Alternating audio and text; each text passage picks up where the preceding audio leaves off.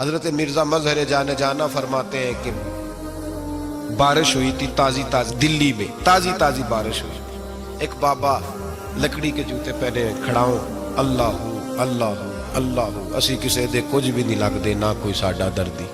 بابا مست ہو کے جا رہا، اللہ اللہ کرتا جا رہا. ایک طوائف اپنے کوٹھے سے اتر کے تو سیڑھیوں پہ بیٹھی تھی، ساتھ اس کا یار بھی بیٹھا تھا. بابا اپنی مستی میں جا رہا ہے تو بابا جی کے پیروں سے کچھ مٹی اڑی تو اس عورت کے کپڑوں پہ پڑ گئی. پرواہ ہی نہیں، بزرگ گزر رہے. وہ یار اس کا دوڑا ہوا آیا، اس نے آ کر تھپڑ مارا. کا خیال نہیں سارے اس کے کپڑے آلودہ کر دیے، تو کدھر تیرا دماغ نہیں ٹھیک؟ بابا نے نظر اٹھائی، کہا بیٹے میں نے دیکھا نہیں، چل اللہ تیرا بھلا کرے، تو نے بدلہ لے لیا. بابا جی چپ کر کے وَإِذَا خَاطَبَهُمُ الْجَاهِلُونَ قَالُوا السَّلَامَ، چپ کر کے گزر گئے. ٹھنڈ کا موسم تھا، بارش تازہ ہوئی تھی، حلوائی دودھ کاڑ رہا تھا. اس نے بٹھایا بابا جی کو پھٹے پہ، پیالہ پکڑا، دوڑ کے آگے بڑھا. بزرگ آ گئے، آئیے بیٹھیے. دودھ کا گرم گرم پیالہ شکر ڈال کے دیا. بابا جی نے دودھ پیا، پھر نظر جھکی، پھر رنگ بدلا.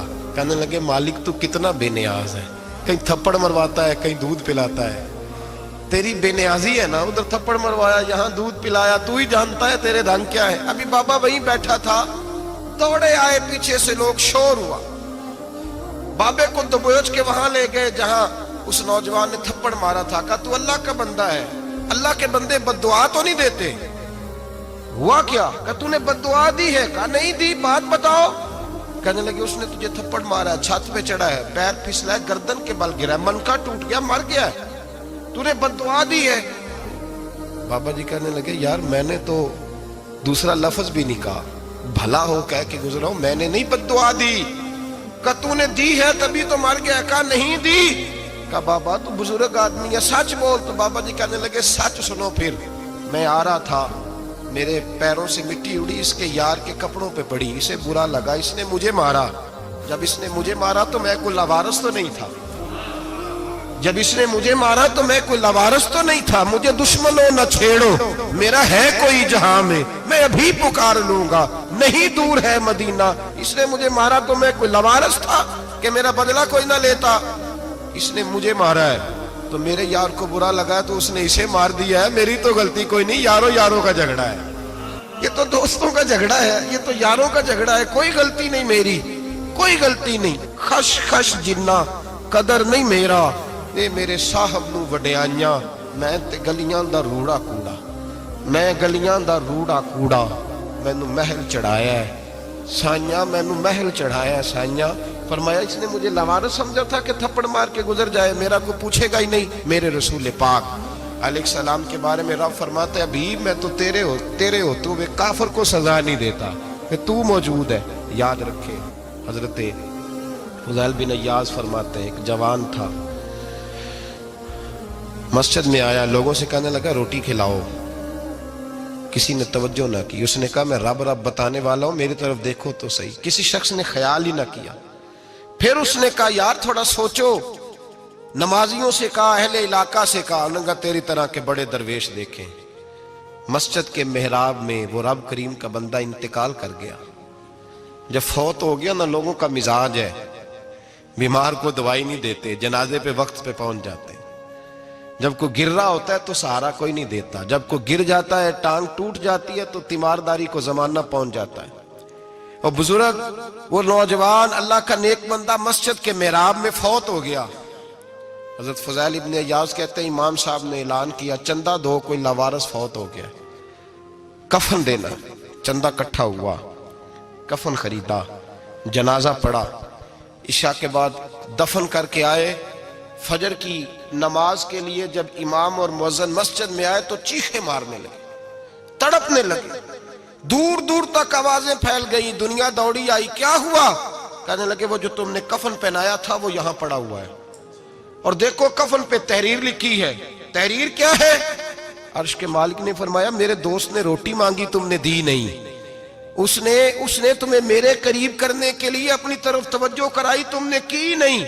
اور میرا یار تمہارے کفن کا محتاج تھا، سنبھال کے رکھو اپنا کفن، میں نے اسے جنت کا لباس عطا فرما دیا، سنبھال کے رکھو. یہ کوئی لاوارثوں کا ٹولہ ہے؟ یاد رکھیں جو وارث والے ہیں، وارث والے ان کا رنگ اور ہے، جو ماننے والے ہیں ان کا مزاج اور ہے۔ اپنی زندگی لوارثوں کی طرح نہیں گزارے، تھوڑا سا ادھر گیا تھا تو پھر تھوڑا سا ادھر گیا تھا تو تھوڑا سا، یہ کیا بات ہوئی، یہ کیا بات ہوئی؟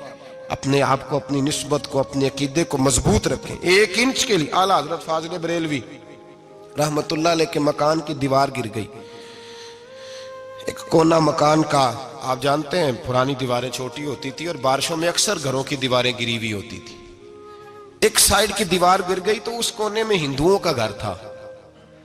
اب مستری صاحب رات کو آئے، ان سے بات ہوئی تو کہنے لگے سویرے کام شروع کروں گا۔ کہا 1-2 صاحب نے کہ ہندوؤں کا گھر ساتھ ہے اور وہ دشمن بھی بڑے زیادہ ہیں، تو رات کو ہی ہو جائے۔ کہنے لگا جی نہیں، میری مجبوری ہے، مزدور کہاں سے لاؤں گا، بڑے معاملات ہیں، سویرے شروع ہوگی۔ اب رات کو مولانا ظفر الدین بہاری علیہ رحمہ کہتے ہیں بچے مدرسے کے، باقی سارے لوگ، سب کو جمع کیا گیا، چونکہ اس طرف سے تھوڑا خطرہ تھا ہندوؤں کی جانب سے۔ کہا جناب یہ بڑے دشمن ہیں اسلام کے، تو اس طرح کرو کہ 2-3 بچوں کی ڈیوٹی لگائیں یا کچھ لوگوں کی یہاں رات کو پہرا دیا جائے۔ ٹھنڈ بھی بڑی زیادہ تھی، کھڑا ہونا بھی مشکل تھا۔ اعلیٰ حضرت رحمت اللہ علیہ عشاء کی نماز کے بعد جلدی حجرہ خاص میں تشریف لے جاتے تھے۔ اس رات جب دیکھا نا باہر شور ہو رہا ہے تو اسی طرح سر پہ ایک رومال لپیٹا تو باہر آ گئے، کہنے لگے کیا شور ہے؟ کہا حضور سردی ذرا زیادہ ہے تو یہاں کسی کی ڈیوٹی لگانی ہے پہرے کی۔ 2 منٹ خاموش رہے، پھر فرمانے لگے کوئی ضرورت نہیں، جاؤ سو جاؤ سارے جا کے، کوئی ضرورت نہیں، جاؤ اپنے اپنے گھروں کو، کوئی حاجت نہیں، پہنچ جاؤ۔ کہا حضور مہربانی کرے، وہ طے ہونے لگا تھا۔ فرمایا میری وجہ سے کیوں کوئی ساری رات بیدار رہے، جاؤ تمہیں کہا نا آرام کرو۔ لوگ سو گئے۔ صبح فجر کی نماز پڑھ کے اعلیٰ حضرت رحمت اللہ تعالی علیہ جب سیڑھیاں اتر رہے تھے رضا مسجد کی، تو وہ جس ہندو کی جانب سے زیادہ خطرہ تھا وہ سیڑھیوں پہ بیٹھا تھا، مسجد کی سیڑھیوں پہ۔ سب لوگوں کی توجہ ہو گئی، کہنے لگا مولانا میں کلمہ پڑھنے آیا ہوں، مجھے کلمہ پڑھا کے مسلمان کر دیں، میں کلمہ پڑھنے آیا ہوں، مسلمان کریں۔ لوگوں کی توجہ، اعلیٰ فرمانے لگے نہیں ابھی تو انتظار کر، تھوڑی دیر کے، اچھی طرح سوچ لے، جذباتی فیصلہ نہ کر کہ تو آ رہا ہے۔ یہ کہہ کے جب 2 سیڑھیاں نیچے اترے اس کے پاس سے تو اس نے پیر تھام لیے، کہنے لگا اب ایسے تو نہ کرو، رونے لگا۔ اعلیٰ حضرت رحمت اللہ نے کلمہ پڑھایا، کچھ باتوں کی نصیحت فرمائی، تشریف لے گئے۔ گھیرنے والے گھیر کے بیٹھ گئے، کہنے لگے ہمیں بھی بتا بدلہ کیسے ہے۔ کہنے لگا دیوار گر گئی، آدھی رات کے وقت، آدھی رات تک انتظار کرتا رہا، پہرے دار کوئی نہیں، تو 2 تلواریں لے کر جب میں ان کے مکان کی جانب بڑھا، میں نے کہا آج گردن کاٹوں گا اور کاٹ کر کے نکلوں گا۔ کہتا ہے جب میں قریب آیا تو 2 شیر کھڑے تھے، اوپر سے پلٹ کے آیا تو پھر کھڑے تھے، ادھر سے پلٹ کے آیا تو پھر کھڑے تھے۔ فرماتے ہیں میں 2 گھنٹے کے بعد آیا تو پھر پلٹ کے کھڑے تھے، میں پھر 1 گھنٹے کے بعد آیا، سحری کا وقت ہو گیا تو پھر پلٹ کے کھڑے تھے، اب میں ڈر کے بھاگا۔ کہتے ہیں فاضل بریلوی نے اپنی کھڑکی سے منہ باہر نکالا، کہنے لگے اور کتنا تجربہ کرے گا، مجھے تو لاوارث سمجھتا ہے، لاوارث ہوں میں، اور کتنا تجربہ کرے گا، بس کر مان جا۔ میں نے کہا حضور یہ کون ہے، مجھے بتائیے تو صحیح یہ کون ہے۔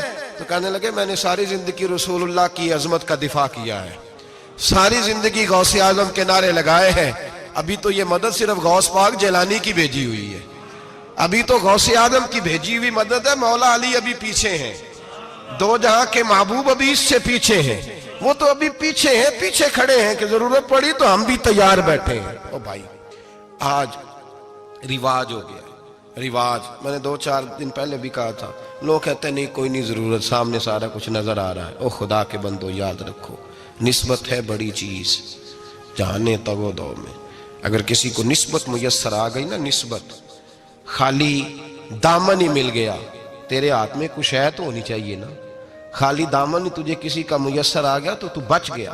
اپنی نسبتوں کی حفاظت کریں، ان کو مضبوط کریں، ان پر محنت کریں، ان پر توجہ رکھیں۔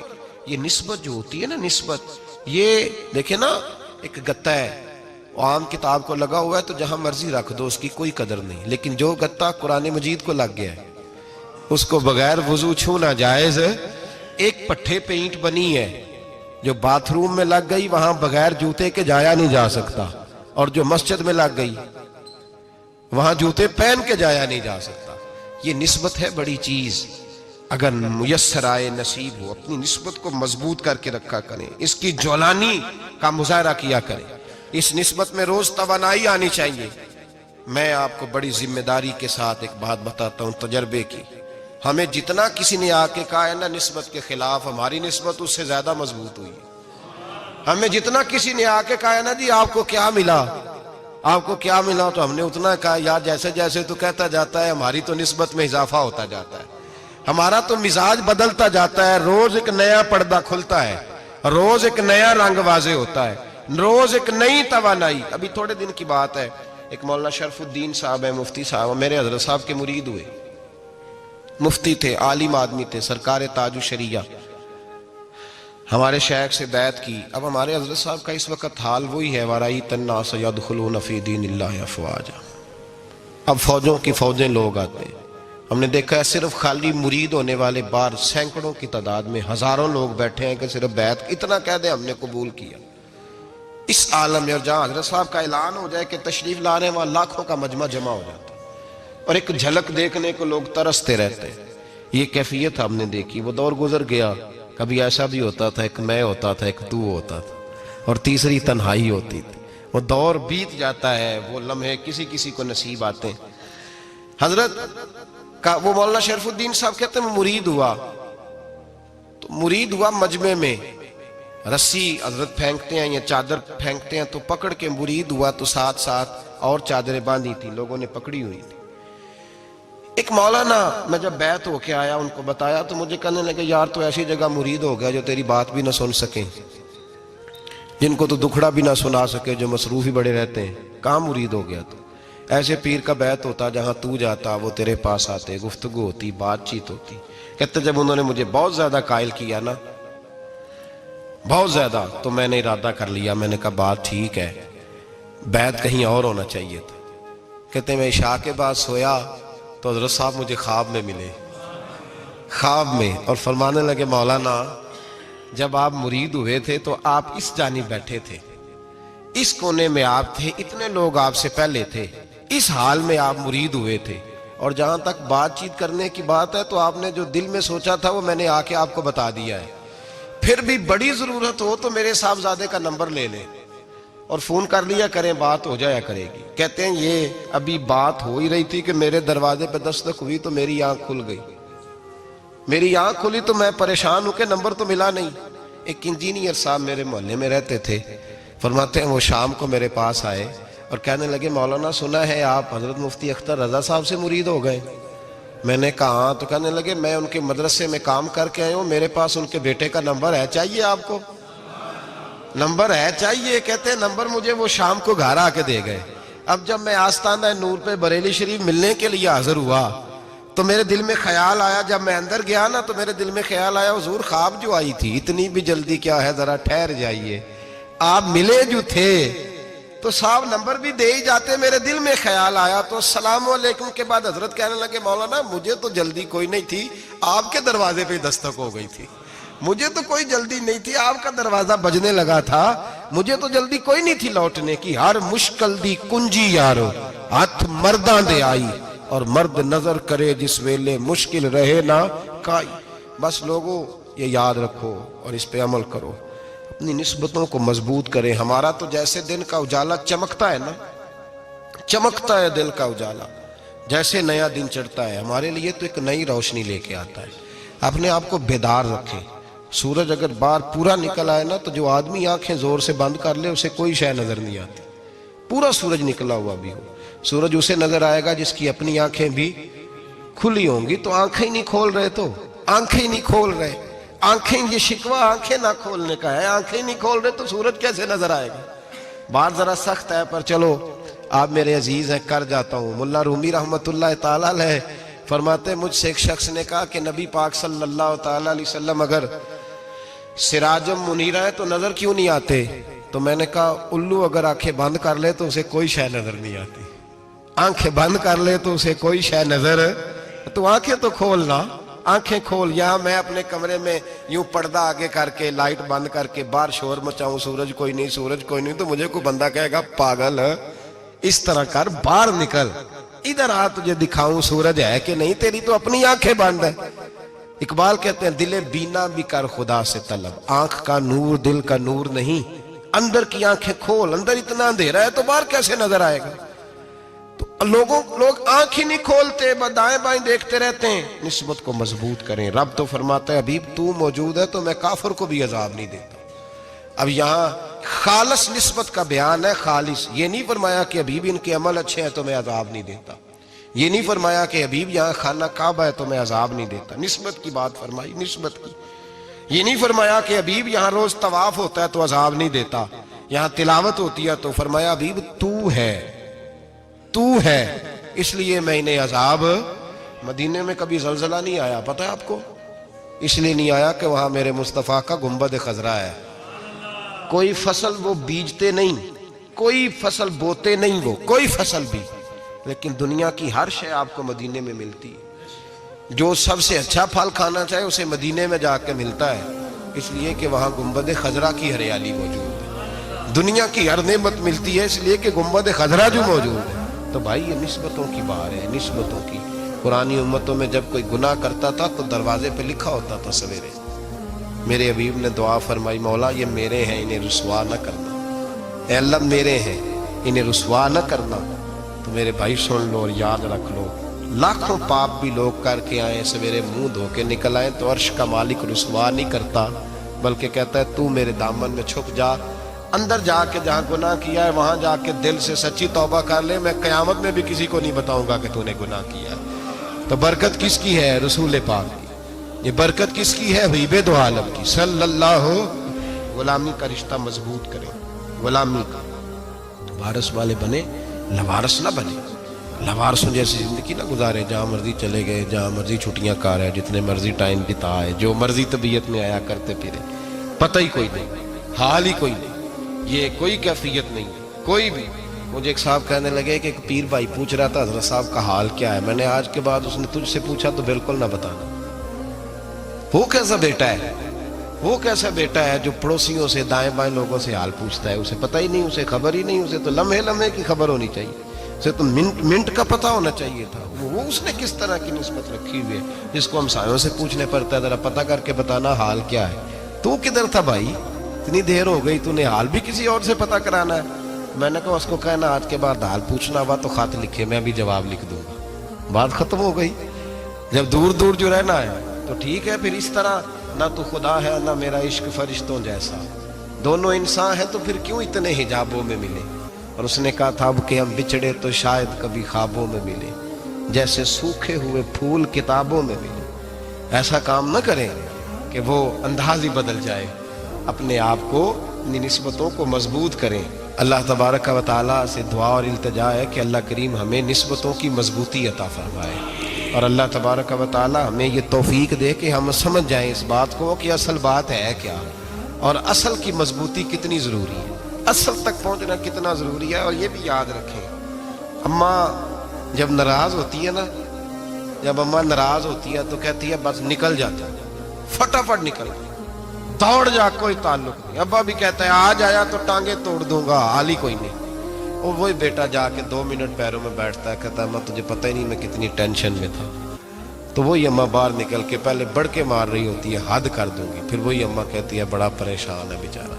یہ کیفیت ہے، اپنے آپ کو صحیح کریں، اپنی نسبتوں کو مضبوط کریں، احکامات پہ عمل کریں، محبوب کی غلامی تگڑی کریں، یہ جو سستیاں ہیں کوتاہیاں ان کو دور کریں۔ زندگی کا لطف آتا ہی تب ہے جب آپ پورے طور پر اپنے آپ کو چاق و چوبند کرتے ہیں۔ اگر تھوڑا کر لیا، تھوڑا چھوڑ دیا، 1 پڑھ لی 3 رہ گئیں، 3 پڑھ لی 2 رہ گئیں، یہ لطف نہیں ہے، یہ ذائقہ نہیں ہے۔ اپنے آپ کو مضبوط کریں اور پورا مضبوط کریں، پوری اپنے اندر جو ہے وہ جولانی نسبت کی پیدا کریں۔ بس یہ دعا کریں اللہ جب تک زندہ رکھے غلامی میں رکھے، اور مارے تو غلاموں جیسی موت عطا فرمائے۔